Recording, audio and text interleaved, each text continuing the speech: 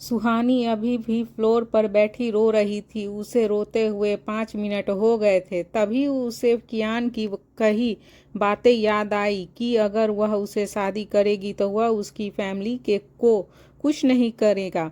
अपनी फैमिली का ख्याल आते ही सुहानी अपने आंसू पोंछते हुए खड़ी हुई और उसे पार्सल को ओपन करने लगी। बॉक्स में एक बहुत खूबसूरत रोज कलर का ब्राइडल लहंगा था। सुहानी ने उसे बॉक्स से बाहर निकाला। वह एक डिज़ाइनर लहंगा था जिसकी कीमत लाखों में थी। आफ्टर ऑल वह लहंगा कोई आम लड़की नहीं पहनती थी। वह लहंगा मुंबई के किंग कियान ओबरॉय की होने वाली वाइफ को पहनना था, तो उसका महंगा होना तो ज़रूरी था। सुहानी ने क्लॉक की तरफ देखा। कियान के दिए हुए टाइम में से 5 मिनट ऑलरेडी बीत चुके थे। अब बस उसके पास केवल 5 मिनट ही थे। फिर सुहानी और टाइम न वेस्ट करते हुए जल्दी से उस लहंगे को लेकर चेंज करने गई। करीब 10 मिनट बाद कियान ग्राउंड फ्लोर पर सोफे पर बैठा सुहानी का वेट कर रहा था। फिर जैसे ही उसके कानों में चूड़ियों और पायल के खनकने की आवाज़ आई तो वह उठकर खड़ा हो गया।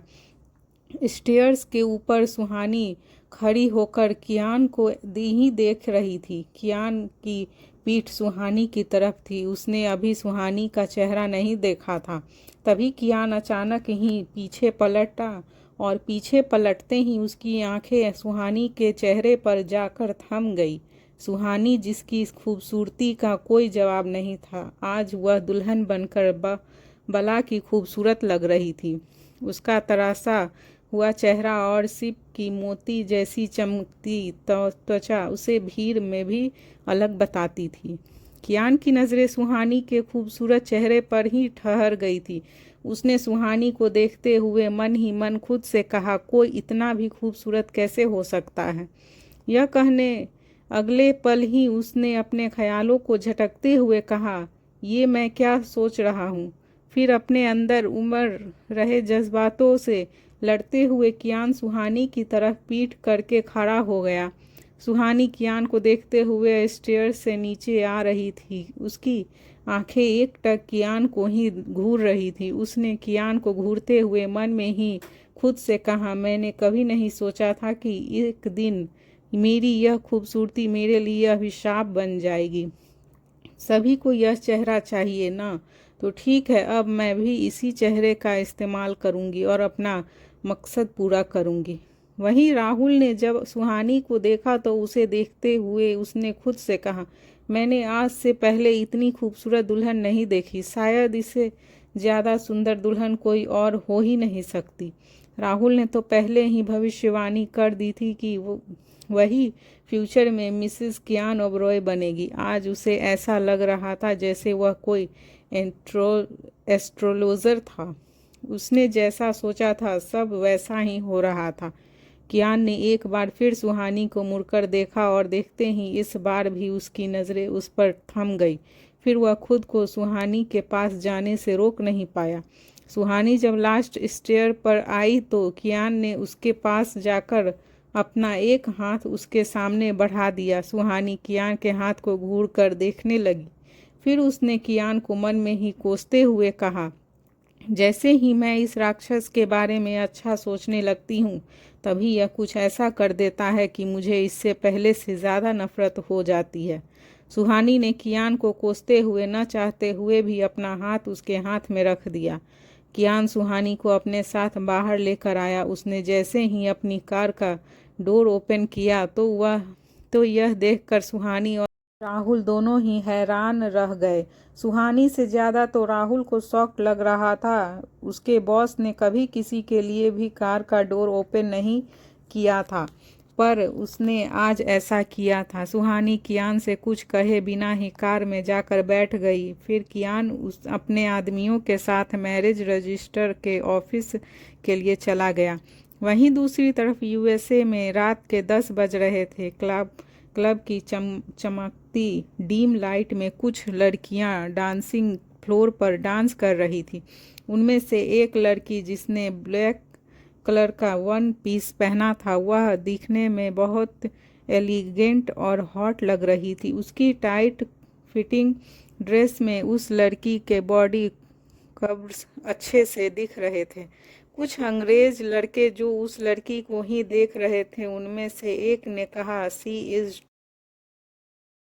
To hot, I can't control on self after see her beauty. तभी दूसरे लड़के ने उसका साथ देते हुए कहा, I am losing my control on myself. उस लड़कों की बुरी नीयत से अनजान वह लड़की मस्त बेफिक्र डांस करने में मगन थी। फिर थोड़ा टायर्ड हो जाने पर वह लड़की बार काउंटर के पास आ गई और अपनी ड्रिंक लेकर पीने लगी। म्यूजिक पर उसका शरीर अभी भी थिरक रहा था। उस लड़की की नज़र डांसिंग फ्लोर पर डांस कर रहे लोगों पर थी।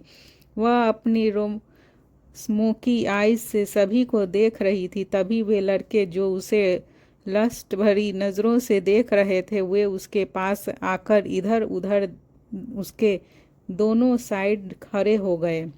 उस लड़की ने उस लड़कों पर ज़्यादा ध्यान नहीं दिया और वह अपने हाथ में ड्रिंक लिए अपनी फ्रेंड्स के पास जाने लगी। लेकिन तभी एक लड़के ने उसके सामने आकर उसका रास्ता रोकते हुए कहा, हे ब्यूटीफुल गर्ल, मैं I have a dance with you.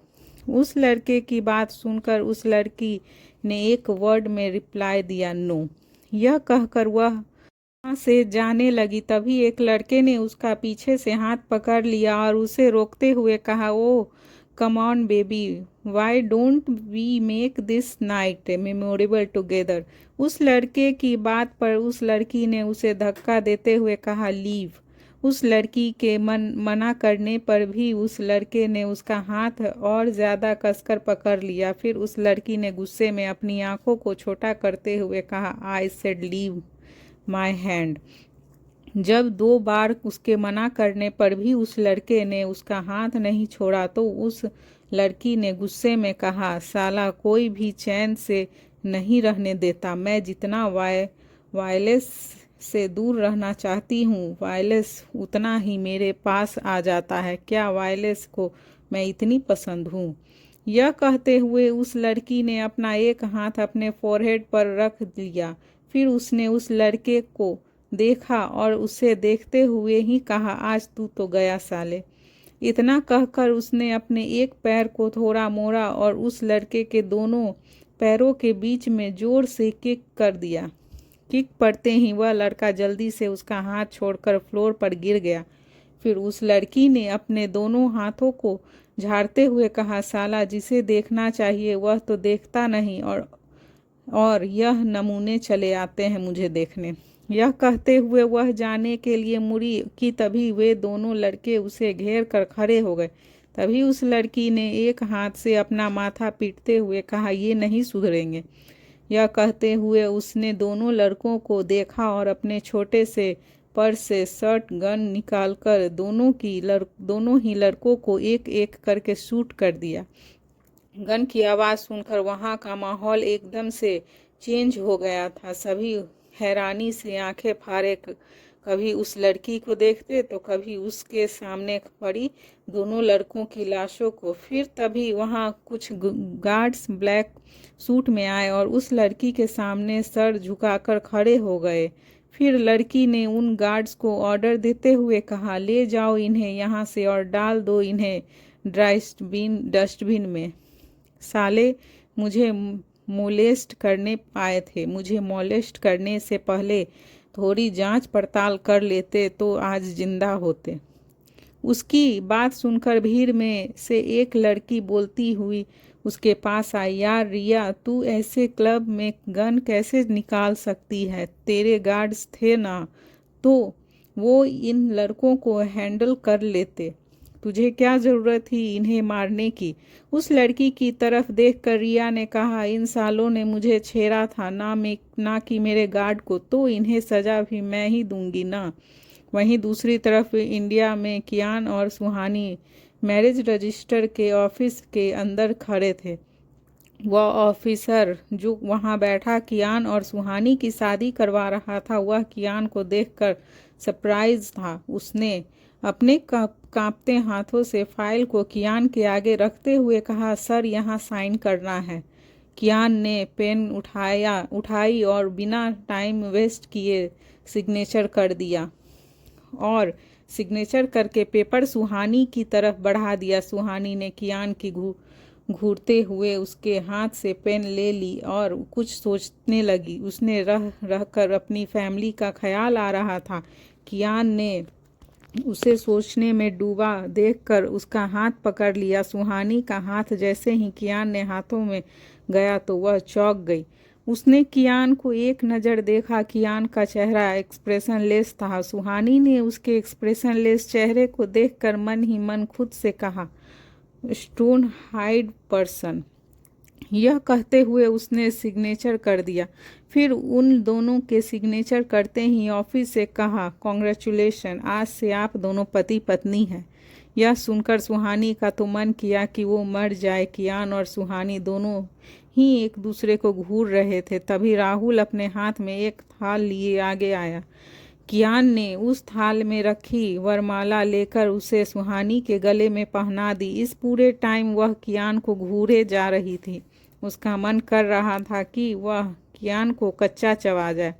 फिर सुहानी ने थाल से दूसरी वरमाला उठाई और उसे हाथ में लिया। कियान को देखने लगी। तभी कियान ने सुहानी का हाथ पकड़कर जबरदस्ती उस वरमाला को अपने गले में डलवा ली। सुहानी उसे हैरानी से बस देखती ही रह गई और उसे देखते हुए उसने खुद से कहा, पेशेंस तो जैसे है ही नहीं इस इंसान में। कियान को सुहानी की सोच से कोई फर्क नहीं पड़ रहा था। उसका सारा फोकस अपनी शादी पर था। उसने मंगलसूत्र लिया और उसे सुहानी के गले में पहना दिया। सुहानी को ऐसा लग रहा था जैसे किसी ने उसके गले में फांसी का फंदा डाल दिया था और अब वह फंदा जिंदगी भर उसके गले में रहेगा और धीरे धीरे वह फंदा उसका दम घोटता रहेगा। कियान और सुहानी सभी रस्मों के दौरान बस एक दूसरे को घूर ही रहे थे। यहाँ तक कि जब कियान ने सुहानी की मांग में सिंदूर भरा तब भी सुहानी कियान को घूर रही थी। फिर वे सभी मैरिज रजिस्टर के ऑफिस से बाहर आए। बाहर आते ही सामने का नज़ारा देखकर जहाँ कियान के होठ पर डेविल स्माइल थी, तो वहीं सुहानी समेत वह मौजूद सभी लोगों की आंखें शौक में बड़ी हो गई थी। उनके सामने राघव अपने आदमियों के साथ खड़ा था। राघव को देखकर कियान ने डेविल टोंट मारते हुए कहा, क्या राघव, तू फिर से लेट हो गया? क्या तुझे पता नहीं कि शादी हो जाने के बाद बारातियों की कोई इज्जत नहीं करता? कियान की बातें सुनकर राघव और भी ज़्यादा चिढ़ गया और उसने गुस्से में कहा, शादी तूने की है तो क्या हुआ? डोली तो मेरे घर ही जाएगी। राघव की बात सुनकर कियान भी भौए तन गई। उसने सुहानी का हाथ पकड़ा और थोड़ा आगे आते हुए कहा, औकात से बाहर के ना ही काम करने चाहिए और ना ही बातें। तू तब इसे नहीं ले जा सका जब यह मेरी कुछ नहीं लगती थी और अब। इतना कहकर तिरछी स्माइल करते हुए कियान ने आगे कहा, अब यह मैं मिसेज कियान ओबरॉय है। अब तो तेरी इतनी भी औकात नहीं है कि तू इसे देख सके। कियान की बातें राघव के गुस्से को बढ़ा रही थी, साथ ही वह अपने गुस्से की आग में जलकर भून रहा था। फिर कियान ने राघव को कोल्ड लुक देते हुए आगे कहा, तुझे इन्फॉर्मेशन तो टाइम पर मिल गई थी, फिर भी तू लेट हो गया। तुझे मैंने इस शादी को रोकने का एक चांस दिया था, पर तूने तो चांस भी गंवा दिया। कियान की बातें सुनकर सब उसे आंखें बड़ी किए देख रहे थे। फिर सुहानी ने कियान को देखते हुए मन ही मन कहा, क्या ये आदमी पागल हो गया है? वहीं राघव भी कियान की बात से बहुत ज़्यादा चिढ़ गया था। फिर उसने कियान की बात का जवाब देते हुए कहा, स्मार्ट, वेरी स्मार्ट कियान। राघव अपने होठों को तीखा करके मुस्कुरा रहा था और फिर कियान को देखते हुए उसने आगे कहा, मैं इतने दिनों से यह सोच रहा था कि वह तेरा आदमी कौन है जो मेरे हर प्लान की खबर तुझे दे रहा है। एक के बाद एक मेरे सारे प्लान फ्लॉप होते गए, पर मैं तेरे उस आदमी को ढूंढ नहीं पाया जो तुझे मेरे हर प्लान की खबर दे रहा था। राघव जैसे जैसे बोल रहा था, कियान के होठ की मुस्कान गहरी होते जा रही थी। फिर राघव ने आगे कहा, और फिर सडनली जब मुझे पता चला कि वह आदमी कौन है तो मैं तो सरप्राइज हो गया। जिस आदमी को मैं तेरा इन्फॉर्मेशन समझ के ढूंढ रहा था वह कोई और नहीं मैं खुद ही था। मैं खुद ही तुझे अपने सारे प्लान बता रहा था। तूने मेरी वॉच में माइक्रोचिप लगाकर जो चीप हरकत की है ना, उसका जवाब मैं तो आज तुझे देख कर रहूँगा। कियान ने राघव की बात सुनकर उसका मजाक बनाते हुए कहा, चलो देर से ही सही, तुझे पता तो चला, अब मजा आएगा तेरे साथ खेलने में। इतने टाइम से तो मैं वन वे प्लेयर था, फाइनली तुझे देर से ही सही लेकिन अकल तो आई। कियान के डायलॉग राघव को गोली की तरह लग रहे थे जो सीधा उसके सीने पर वार कर रहे थे। फिर राघव ने भी कियान का साथ देते हुए कहा, मजा तो बहुत आया, जरा चारों तरफ अपनी नजरें घुमाकर तो देख। राघव के कहने पर कियान ने चारों तरफ देखा तो राघव के आदमी उसके चारों तरफ हाथ में गन लिए खड़े थे। वह सभी उसके निशाने पर थे। राघव के आदमियों को देखकर कियान ने उसे कहा, वेल प्लेड, कब से मैं अकेले खेल कर बोर हो गया था। अच्छा है तूने अपनी छोटी दिमाग से सोचा तो शुरू किया। यह कहते हुए कियान ने उसे अपने पीछे देखने का इशारा किया। कियान के कहने पर राघव ने पीछे देखा तो के आदमी उस पर गन वाइल्ड किए खड़े थे। तभी राघव ने गुस्से में झल्लाते हुए कहा, सुहानी को तो मैं ही ले जाऊंगा। यह कहते हुए उसने अपनी गन से शूट किया। कियान ने सुहानी को जल्दी से एक हाथ से पीछे कर लिया। बुलेट की आवाज़ से सुहानी ने कियान के कंधे को कसकर पकड़ लिया था। कियान ने अब रिटर्न फायरिंग करने लगा था। थोड़ी देर पहले जो जगह काफ़ी शांत थी अब वहाँ सिर्फ गोलियों के चलने की आवाज़ गूंज रही थी। कियान ने सीधे राघव के पैर पर निशाना लगाया था जिससे उसकी गन से निकलती बुलेट राघव के राइट पैर में लगी। गोली लगते ही उसे खड़े होने में प्रॉब्लम होने लगी। राघव कियान को सुहानी को ऐसे नहीं ले जाने दे सकता था, इसीलिए वो अपने दर्द को बर्दाश्त करके फायरिंग करता रहा। राघव की चलाई एक भी बुलेट कियान को छू नहीं पा रही थी। कियान ने सुहानी को कवर करते हुए उसे गाड़ी में बैठा दिया और खुद वहीं गाड़ी के पास खड़े होकर फायरिंग करने लगा। दूसरी ओर जब विराज फायरिंग करते हुए राहुल के नज़दीक आया तो उसने राहुल से पूछा, कहाँ छुपाया है तूने लीना को? राहुल ने विराज को तिरछी स्माइल देते हुए कहा, बहुत बेशर्म हो यार तुम लोग, कभी लड़कियों को सुकून से जीने दोगे या हमेशा उसके पीछे ही पड़े रहोगे?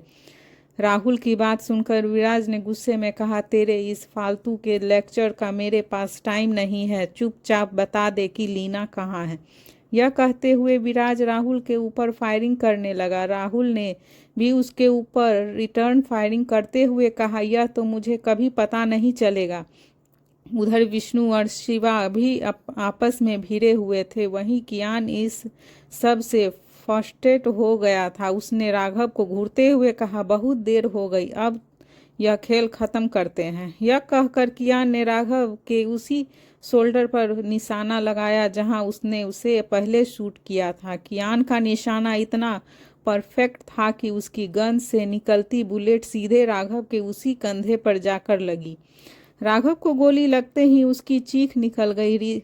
विराज और विष्णु राघव की चीख सुनकर जल्दी से उसके पास आए और उसे इतना घायल देखकर वो वहां से उसे ले गए। फिर कियान की सुहानी के साथ विला के लिए निकल गया। विला पहुंचते ही सुहानी कियान को इग्नोर करते हुए कार से निकलकर अंदर चली गई। कियान ने फिर जाती हुई सुहानी को देखकर कहा, स्ट्रेंज। यह कहते हुए वह भी उसके पीछे अंदर आ गया। सुहानी अपने रूम में आई और गुस्से में अपने हाथों से बैंगल्स निकालते हुए बेड पर बैठ गई। उसने दोनों हाथों से अपना चेहरा ढक लिया। फिर उसे कॉलेज में अंशिका की कही बातें याद आने लगी। जब अंशिका ने उसे कहा था, जरा सोच यार, अगर कियान ओबरॉय को तुझे प्यार हो जाए तो मुंबई की सारी लड़कियां तुझसे जलेगी, और अगर ऐसा हुआ तो मैं तेरे पास वर्ल्ड का सबसे ज़्यादा क्यूट और हैंडसम लवर होगा। अंशिका की बात सुनकर सुहानी उसे घूरने लगी। मुंह बनाकर उसने कहा, हैंडसम तक तो ठीक है बट वह क्यूट नहीं है, डेंजरस है, और मुझे नहीं चाहिए ऐसा डेंजरस लवर। दोनों की बात सुन रही पायल ने सुहानी से अंशिका दोनों के कंधों पर हाथ रखते हुए कहा, मन मान ले अगर उसने तुझे शादी कर ली तब क्या करेगी तू उसे, माय डेंजरस हॉबी। यह कहते हुए पायल सुहानी को ही देखे जा रही थी। फिर अंशिका और पायल दोनों ही सुहानी के एक्सप्रेशंस देखकर हंसने लगी। तभी सुहानी अपने ख्यालों से बाहर आई। उसने अपने चेहरे से हाथ हटाया और झुलझुला कर खुद से कहा, पायल मैं तुझे छोड़ूंगी नहीं। तूने जो भी कहा वह सब सच हो गया। ओह गॉड, कहाँ फंस गई मैं इस राक्षस के चंगुल में। मुझे नहीं चाहिए इसके जैसा डेंजरस हॉबी। यह कहकर सुहानी वापस से अपनी ज्वेलरी वगैरह निकालने लगी। फिर कियान जैसे ही सुहानी के रूम में आया तो उसने सुहानी को ज्वेलरी निकालते देखकर एरोगेंट वॉइस में कहा, तुम यहाँ क्या कर रही हो। सुहानी कियान की तरफ बैक किए खड़ी थी। फिर उसकी बात सुनकर वह पलटकर कियान को घूरने लगी। कियान ने उसे खुद को ऐसे घूरते देखकर कहा, मुझे ऐसे मत देखो, तुम मेरा कुछ नहीं कर सकती। अब सीधे सीधे बताओ कि यहाँ क्या कर रही हो। सुहानी ने उसकी इस बात पर रूडली कहा, मैं यहाँ क्या कर रही हूँ। यह कहते हुए वह कुछ सेकंड रुकी और फिर कियान की तरफ देखकर उसने आगे कहा, मैं यहाँ पार्टी कर रही हूँ। शादी हुई है ना आज मेरी, तो सेलिब्रेशन तो बनता है। सुहानी की बिना सिर पैर वाली बात सुनकर कियान ने उसे नीचे से ऊपर तक देखते हुए मन में ही खुद से कहा, क्या इसे मुझसे शादी करने का सदमा लगा है जो ये ऐसी बातें कर रही है। फिर कियान ने सुहानी को रिप्लाई करते हुए उसी की टोन में कहा, शादी तो मेरी भी हुई है, चलो मिलकर सेलिब्रेट करते हैं। कियान का रिप्लाई सुनकर सुहानी ने खुद से कहा, काश अभी मेरे हाथ में गन होती। कियान की बातें सुनकर सुहानी गुस्से का घूंट पीकर रह गई। फिर कियान को घूरते हुए उसने रूड टोन में कहा, आप यहाँ क्या कर रहे हैं, अपने रूम में जाइए, मुझे चेंज करना है। शादी के बाद सुहानी में एक बदलाव आ गया था। अब वह कियान से बिल्कुल नहीं डर रही थी, बल्कि हिम्मत के साथ कियान को जवाब दे रही थी। कियान ने उसकी बात का जवाब देते हुए कहा, यही तो मैं कह रहा हूँ, अपने रूम में चलो। कियान की बात सुहानी को कंफ्यूज कर रही थी। उसे समझ नहीं आ रहा था कि वह कहना क्या चाहता था। फिर कियान ने सुहानी को इतना सोचते देखकर आगे बढ़ के उसे झट से अपनी बाहों में उठा लिया। सुहानी को जब तक कुछ समझ आया वह कियान की बाहों में थी। कियान उसे अपने रूम में ले जा रहा था। सुहानी उसकी बाहों में मछली की तरह छटपटा रही थी। उसकी बाहों से उतरने की कोशिश कर रही थी, पर आज तक कियान के आगे कहाँ किसी की चली है जो सुहानी की चलती। वह छटपटा कर उसकी बाहों में ही रह गई और अपनी उन खूबसूरत आंखों से उसे घूरने लगी। कियान को भी एहसास हो गया था कि दो खूबसूरत आंखें उसे ही घूर रही थी। अब पर उसने कुछ नहीं कहा और अपने रूम में जाने के बाद उसने सुहानी को बेड पर पटक दिया। सुहानी कियान के इस एक्शन के लिए रेडी नहीं थी। वह बेड पर गिरते ही जोर से चीखी और एक हाथ उसने अपने कमर पर रखते हुए कहा, ओह गॉड, क्या ये राक्षस सबको अपनी तरह समझता है। इसे दर्द नहीं होता तो क्या हमें भी दर्द नहीं होता है।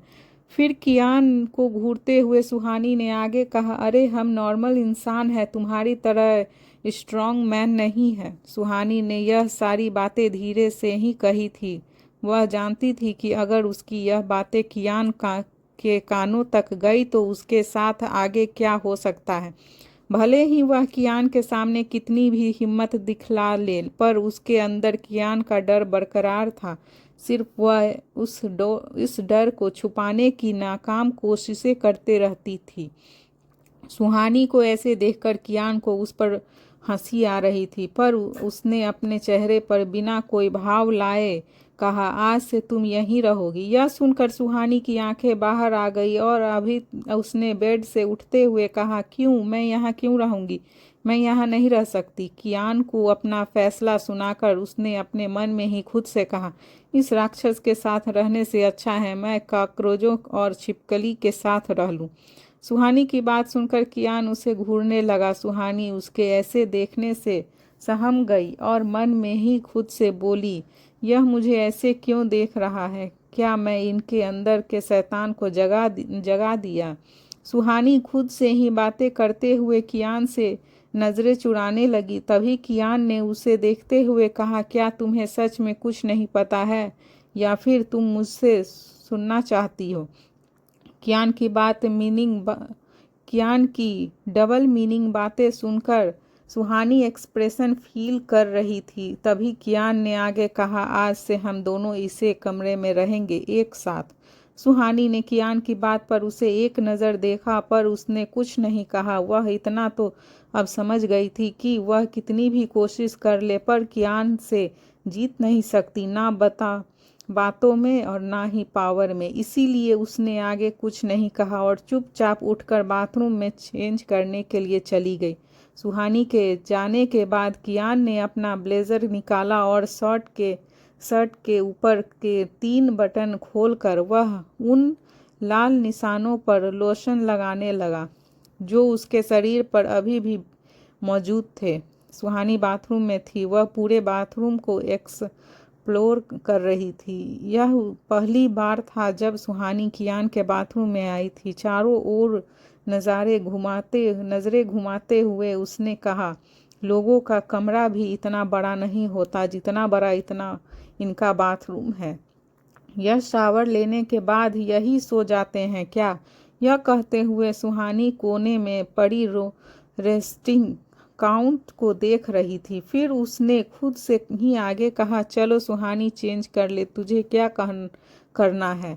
वह डेंजरस डेविल कहीं भी सोए। यह कहते हुए उसने अपने ब्लाउज की डोरी खोली पर अगले ही पल वह अचानक से रुक गई और एक हाथ से अपने सिर पर टपली मारते हुए खुद से कहा, क्या यार, पहले तो तू इतनी भोंदू नहीं थी, बिना कपड़ों के चेंज कैसे करेगी? खुद को डांट कर सुहानी ने गहरी सांस ली और बाथरूम से रूम में आ गई। रूम में आते ही उसकी नज़र कियान पर गई। वह अपनी बॉडी के बैकअप साइड में मार्क्स पर लोशन लगाने की कोशिश कर रहा था पर उसका हाथ उसकी पीठ तक नहीं जा रहा था। यह देखकर सुहानी के होठों पर डेविल स्माइल आ गई। वह अपने माइंड में आए खुराफाती आइडिया को लेकर कियान के पास गई। उसके सामने जाते ही सुहानी ने अपने फेस के एक्सप्रेशन एकदम से चेंज कर लिए और अब उसे देखकर ऐसा लग रहा था जैसे वह कियान के लिए बहुत परेशान थी। कियान उसकी भोली सी शक्ल देखकर कुछ कह पाता या कुछ सोच पाता उससे पहले ही सुहानी उसकी शर्ट के बाकी के बचे बटन भी खोलने लगी। सुहानी को शर्ट के बटन खोलते देखकर उसे समझ नहीं आ रहा था कि सुहानी करना क्या चाहती थी। फिर वह भी शांत खड़ा रहा और सुहानी को देखता रहा। वह जानना चाहता था कि अब यह लड़की उसके साथ क्या करेगी।